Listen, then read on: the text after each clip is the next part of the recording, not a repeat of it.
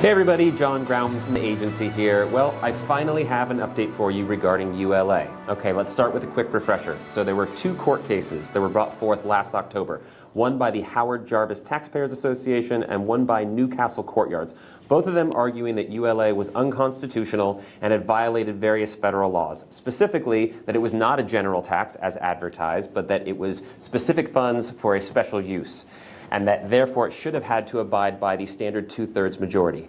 Now, both of those cases were dismissed by the courts in October. However, Newcastle Courtyards appealed that ruling, and they've continued to fight that fight, so kudos and special thank you to Newcastle Courtyards. They were citing most specifically that the mansion tax, as it was called, was misadvertised, and they were able to get the U.S. Court of Appeals 9th Circuit to agree to hear arguments on this said case. That will likely happen in October. If they are successful in getting it reversed and repealed, this could go all the way to the U.S. Supreme Court.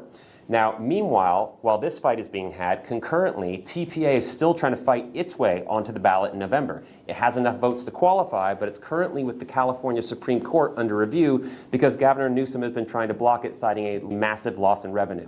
So, we don't know how this is going to play out, but it does provide two potential paths forward that could, in theory, reverse ULA.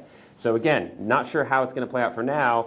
What we do know is that for the time being, ULA is in fact still here to stay, and just as a friendly reminder, come June 30th, the thresholds are going to be increased. The 4% tax will be imposed to all sales north of $5,150,000, and the 5.5% tax will be imposed to all sales north of $10.3 million.